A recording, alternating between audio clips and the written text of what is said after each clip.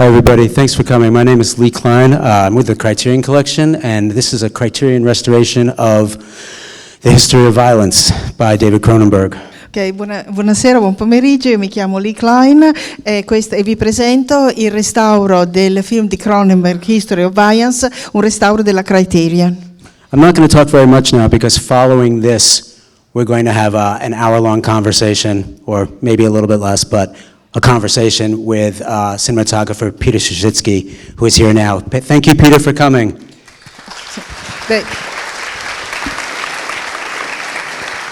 Non mi dilungherò a lungo in questa introduzione, in quanto alla fine della proiezione del film ci sarà una conversazione di circa un'ora e abbiamo qui con noi il direttore della fotografia, Peter Suschitzky, e vorrei ringraziarlo per la sua presenza. It's a great movie. Enjoy it, and we'll talk more afterwards. Thank you. E con questo vi auguro buona visione, ne parleremo dopo, a più tardi.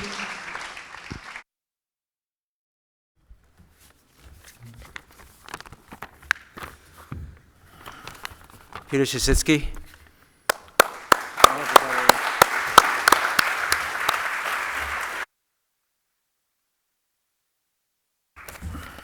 Now that we've spent so much time on the picture, I had forgotten how amazing the sound is, the soundtrack. Mm-hmm. It's really as good. It's just a really cohesive 90-minute movie that has everything you want in it.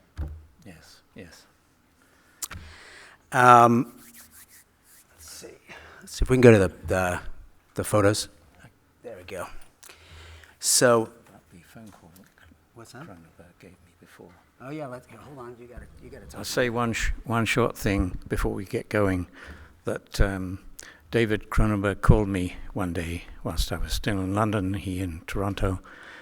I'd just received the script and had time to read it, and he said to me something. He asked me a question he's never asked me before. He said, "Peter, do you think that I should shoot this movie?"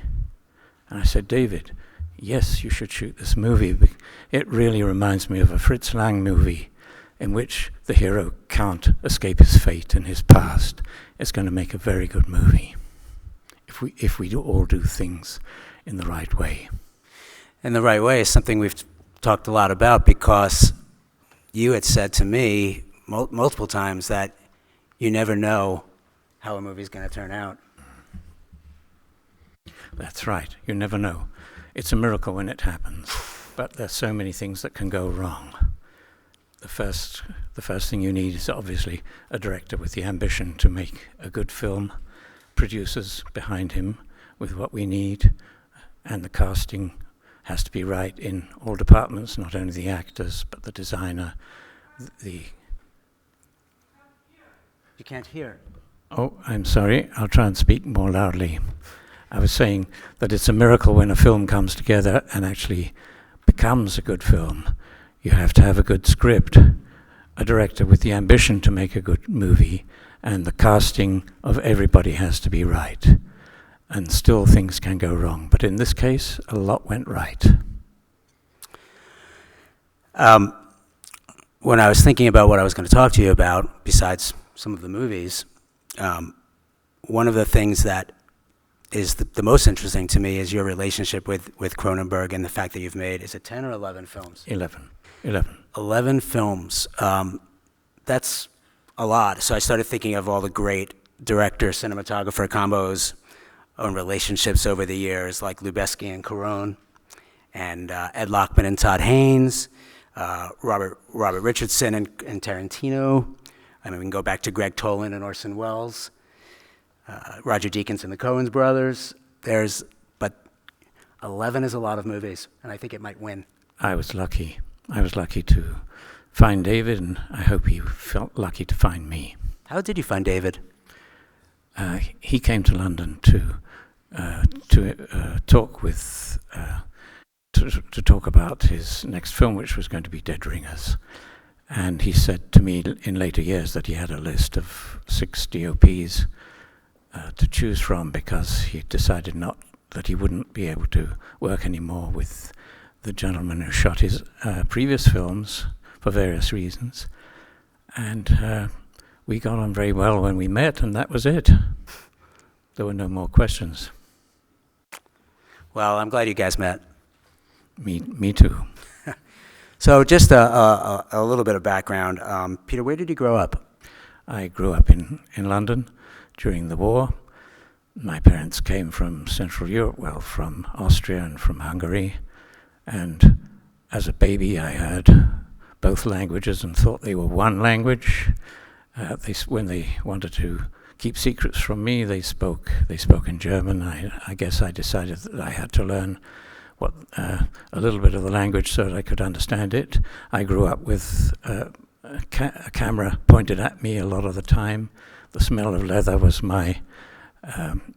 brings back lots of memories, because when he opened his camera case, my father took out a camera, and I can still smell the leather of his camera case. He was also a cinematographer, and he brought back little pieces of film from work. And as a child of 5 or 4 even, I lay on the floor and built a toy cinema and dreamed myself into film. And it didn't stop after that. And interestingly enough, your son is also a cinematographer. That is correct, yes. So film school was really where you sort of caught the bug. It was. I caught the bug before that, because I saw lots and lots of movies, from silent movies to sound movies. But when I got to film school, which was in Paris because there wasn't a film school in London at the time, the cinematographer teacher, or professor as he was called, took me to the top of the building where he had prepared a hand-cranked silent film camera, and he said, "I'm going to sing you the song we used to sing to keep in time," which was approximately 18 frames a second in those days, because he had started in 1905. And he then showed me how he would do a fade in the camera by closing the shutter at the last moment during a chosen take. Then he taught me something more complex, which was how to do a dissolve in the camera, which involved not only closing the shutter, but then winding the film back. They had to choose the right take on which to do it. There was no changing of minds, because it was all done in the camera. And then they would take the camera to the location or the set where the next scene was going to be shot, and they would wind forwards and open the shutter slowly. No changing of mind. I thought this was all going to be useless knowledge, because we had electric cameras by then. I'm talking about a long time ago. I'm a relic myself, and this gentleman was younger than I am now, I think.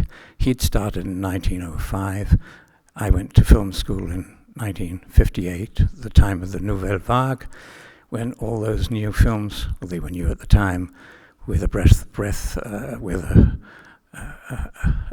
fresh air in them, and a revolutionary way of thinking about how to make movies. They were all being shown in the cinemas. So it was an exciting time for me, and I left the school without thinking much about Mr. Mundviller, the silent film cameraman, who had taken out some photographs out of his wallet to show me early on in my first term. One was of the Tsar running on, because he had been sent to Russia in 1905, I forgot to mention that. One was of the Tsar running on a beach naked amongst men only, and one was even more impressive. It was Leon Tolstoy on his deathbed in the station where he died and was lying in state for a while. Well, I left the film school without thinking much more about him, but the memories I'm talking of now are the most precious of my time in Paris. So I asked Peter, besides like some clips from the movies that he shot, what movies he might want to show, or clips that he would show from something else that influenced him. And we're going to show a clip of something called Behind the Scene, which is an early Chaplin film. And Peter's wife told me yesterday that she heard him in his house the other day. I guess he was reviewing the clip, but she didn't know, and she heard him laughing so hard she thought he was crying. So she went down to find him hysterically laughing at this clip. So I guess let's talk. You want to show it, or you want to talk about it? Yes, I can talk about it just briefly. I'll talk about a film that I wanted to show a clip from, but decided that I couldn't massacre it by showing a short piece. But I urge you to see it. I think it's available tomorrow night. It's An Hour with You, and perhaps it's my favorite film.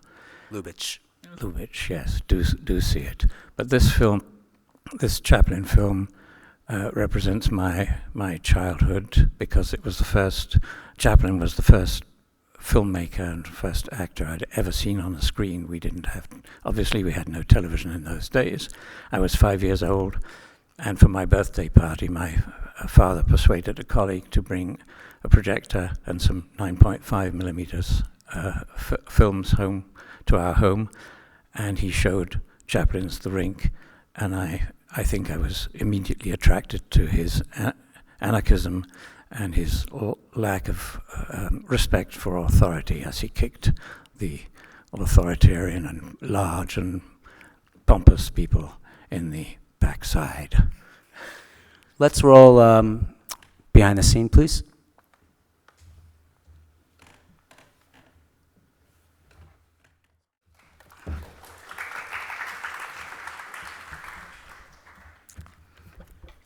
Let's see where we are here. Right, so let's talk a little bit about your movies now. Then we'll come back to a clip later on of something else you wanted to show. When I first asked you where you wanted to start in your career, you actually went right to the 70s, but I made you back up a little bit. And this film, It Happened Here, was 1964? 1962. 62, maybe it came out in 64. I think this you worked with Kevin Brownlow on, and I think he's a sort of a hero of the people in Bologna, so I thought I'd bring it up. Is this kind of like the first film that you remember really? It was my first film, and it happened by lucky chance. I had just returned from a year as a documentary cameraman, very young age I was, very lucky to get that job in South America, but I just returned and I brought a lot of still photographs back with me, because photography has always been a passion of mine.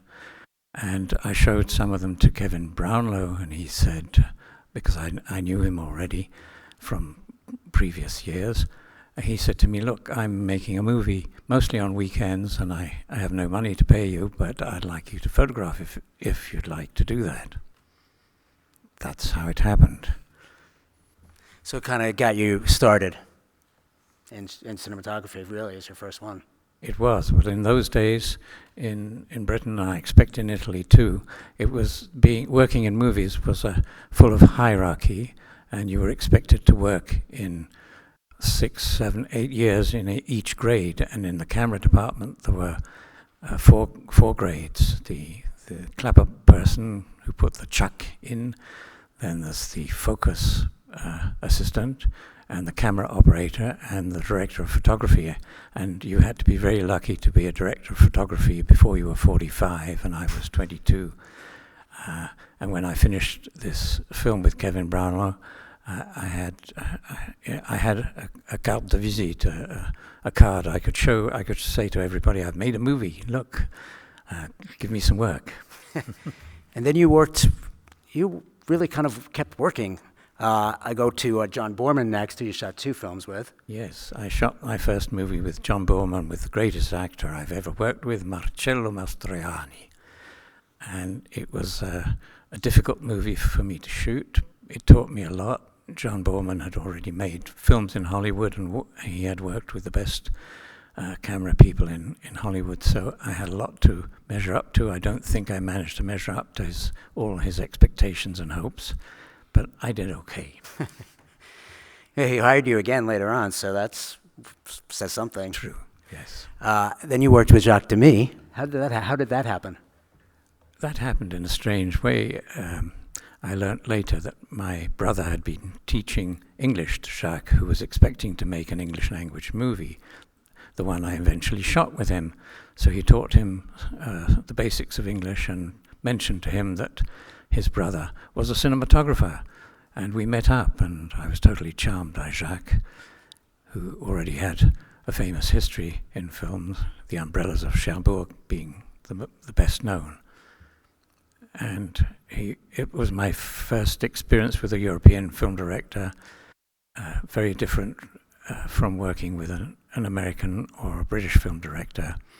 In France, at any rate, once a director has been given the green light, go ahead and make a film, he or she becomes king or queen and can do more or less what they want within the time given. Not so in American cinema and in British cinema, where the producers bring more weight into play. I think your next, well, you shot a couple films in between, but your next choice of what you shot was probably the one that is most interesting to me in your career because it's so different from everything else. Well, maybe there's a couple there, but let's roll the next clip before we say what it is.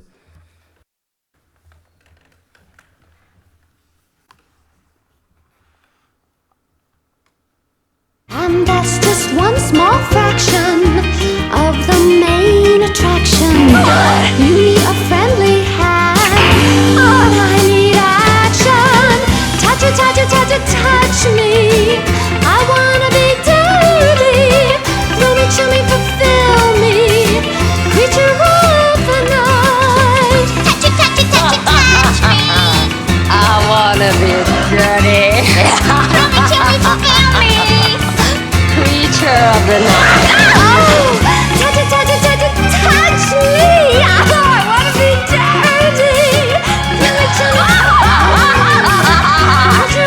of the night. Creature of the night.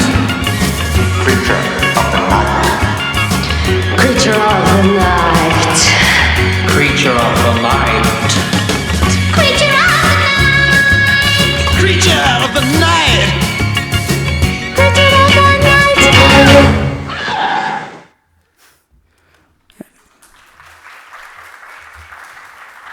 night. Peter chose that clip, by the way. That was not me. That was Peter. How on earth did this happen? And you were listening to classical music, and all of a sudden this came into you. Yeah, classical music was my upbringing, and I loved music from the age of 5. I was presented by the most demanding pieces of music in classical music, chamber music, and it inhabited my mind. So when right through my life, I've loved classical music. So when the director called me about this film, I didn't know what to say. He took me to see the musical version, the stage version. And I have to say, because it was so outside my experience, I didn't really understand it. But today I understand that it's one of the most remarkable films, certainly one of the most remarkable that I've had the pleasure to work on. And it can't be imitated. It's got such an individual character. Definitely cannot be imitated. It's been tried to be imitated, but it hasn't been. So then your career takes another turn, and there was this really small film that you did afterwards. Whoops, sorry. Called The Empire Strikes Back. Rocky Horror, Empire Strikes Back.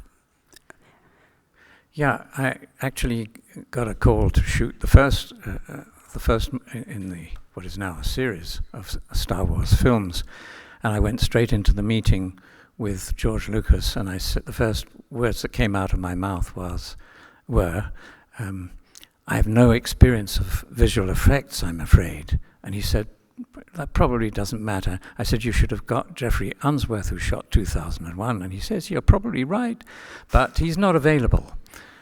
So I'm asking you." And then the studio said no to me because they thought that having two relatively inexperienced people working together on a very demanding, effects-heavy film was a mistake, and they got somebody. They put him together with a very, very good and experienced DOP. You'll have to remind me of his name. But he had shot with Kubrick and with Polanski. He was a wonderful DOP, but he didn't understand George Lucas, and he didn't respect him, and he called the crew, the people in charge of the film, including George Lucas, a bunch of amateurs. So, and he said it will never make money.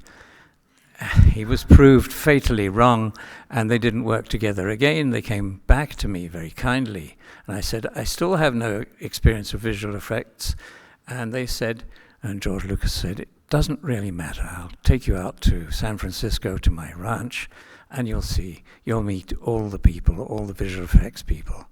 And that's what I did, and that's when I understood that in life, most people don't know what they're doing or what they're going to do. And the only time that you need to have confidence that the people or persons around you know what they're doing is when you're on an operating theatre table and you're about to have yourself cut open, or when you're flying in an aeroplane, you'd have no choice. But otherwise, beware of the people around you, because a lot of them don't know what they're doing, and I know I didn't know what I was doing. Even up to my last working days, I invented on the spot very often. And I understood this because my meeting in San Francisco involved sitting down at a table with 15 or 20 experts and some storyboards of the most demanding scenes, and I saw them looking at each other and asking themselves, how are we going to do this? But you did it. When you saw the film afterwards, did you enjoy the film?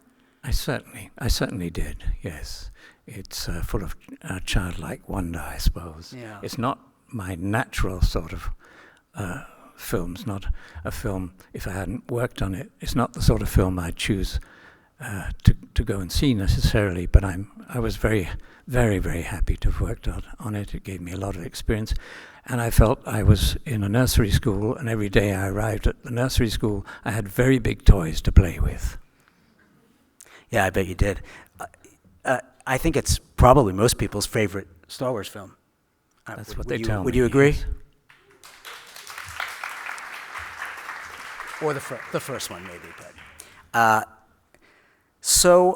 we're going to get to Cronenberg, but before Cronenberg, you did a lot of other things. You worked with Peter Yates on Krull. You worked again with John Borman on Where the Heart Is.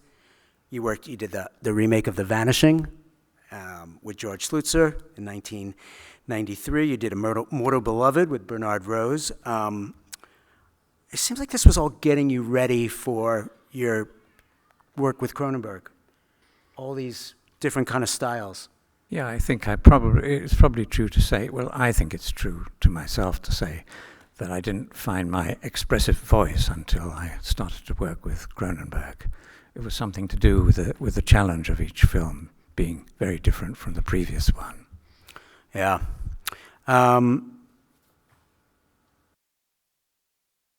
Let's talk about Mars Attacks. I said to you before, because I said, well, we should maybe talk about you're a cinematographer, and there's going to be cinematographers in the audience, and they may want to hear some technical things. And one of the things that I had thought about was David never shoots scope, and he shot always 185. But when I looked at the clip of Mars Attacks, it was scope. Did you like that format? Well, first of all, David had a very good reason for not shooting in scope. He knew that the life of his films would be prolonged by showing on TV, and in those days, showing films shot in scope, shown on television in the United States, were blown up so that a good third of the image was missing, and he didn't want his films to be massacred in that way. Mm. Well, why don't we show this clip of Mars Attacks, and then we can talk about your time shooting that with Tim Burton.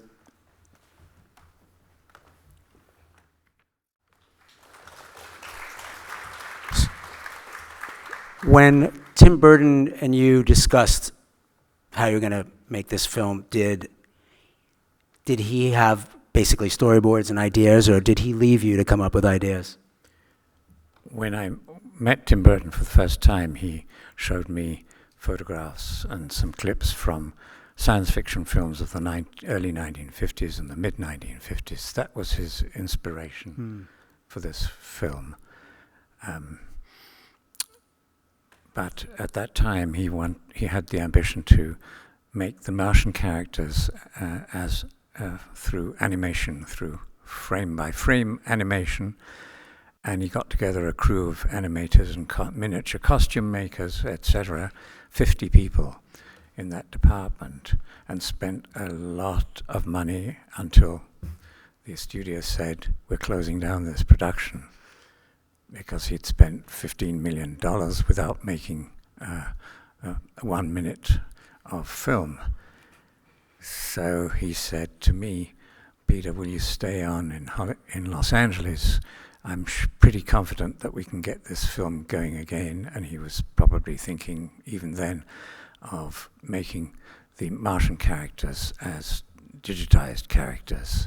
And I said, Tim, I could stay on, but David Cronenberg has a film slated for the fall. And this was probably July.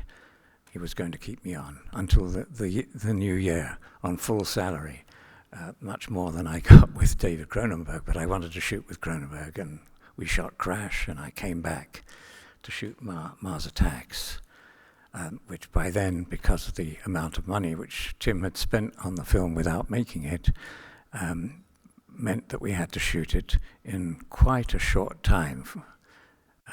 To get it in on budget. We had to shoot it in 80 days, which sounds long for a movie now when we have to shoot movies in 3 or 4 weeks.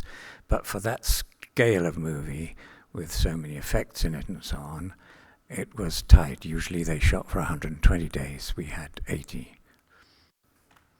But it was fun shooting with Tim, who always giggled on set at his own invention and his own jokes.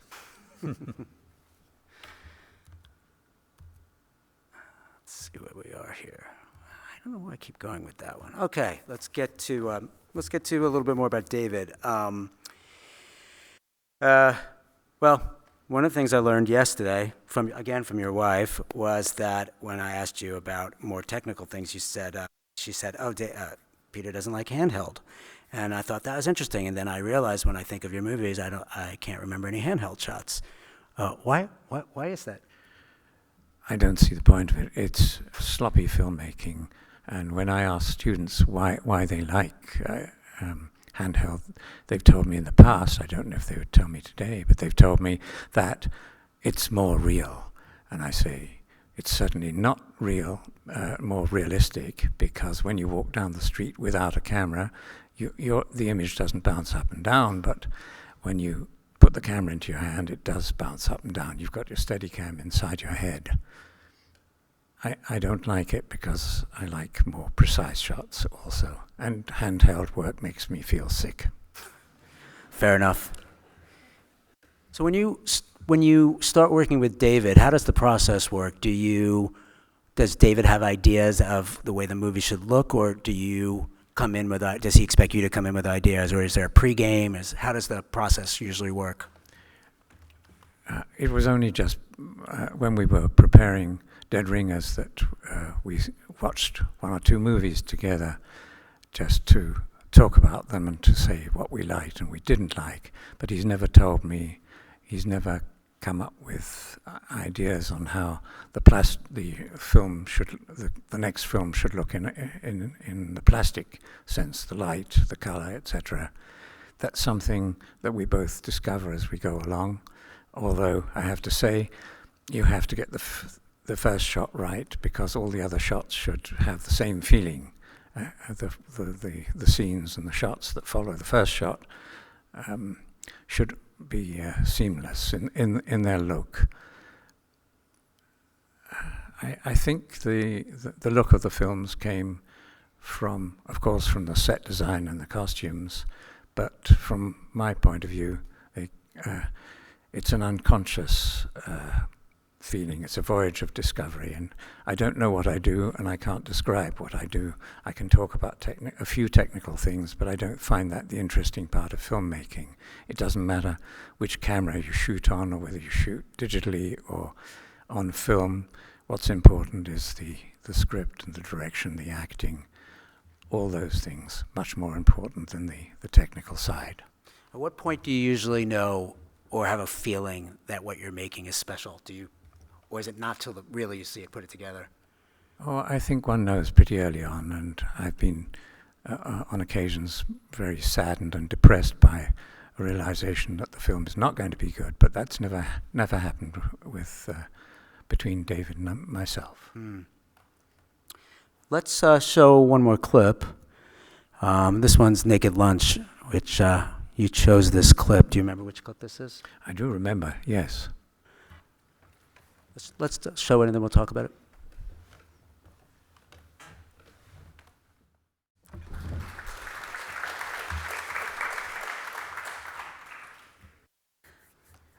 Well, I mean, we could talk a lot about all the films you've made with David, because there are 11 of them. Do you have a favorite? I'll just say very few words about this one. I called David whilst I was still in London before his traveling to Toronto to make this movie, and I'd read the script and I had a crazy idea. It remained a crazy idea. I asked him a question: do you think it's worth considering making the sets in expressionistic style, like Dr. Caligari? And he said no, right away. He said no.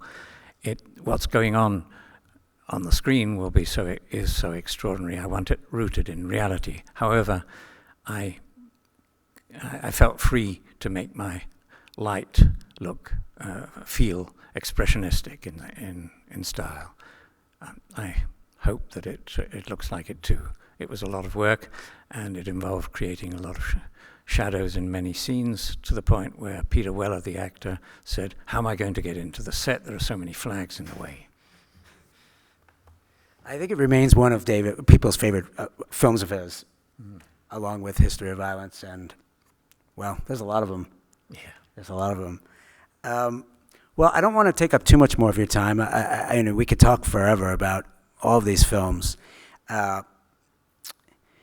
The one clip that we want to leave you with is from a movie from the 80s called You Are the Living by Roy Andersson. And Peter and I talked a lot about this because he really wanted to show it. And instead of talking after the clip, we'll leave them with the clip, but why don't you tell them why this movie is so important to you? Yeah, just a few words. I can't say it's my absolute favorite film, but I like its spirit. He's a director who, well, he has a lot of style, visual style, and he uniquely creates scenes in which there's both comedy and pain at the same time. That's something pretty difficult to do. I like this extract because the woman in it is rebellious. You'll see she's in a park with her lover, and she's sending him away with anger about something that's gone on, and she says, "All I want is a motorbike to feel free." I like the spirit of this. Even if it's not my favorite film, it's well worth seeing for all of you. I think it's quite brilliant. It looks very simple, but for me it's brilliant. We'll leave you with that clip, and I just want to thank Peter Suschitzky so much for coming and helping us out with this.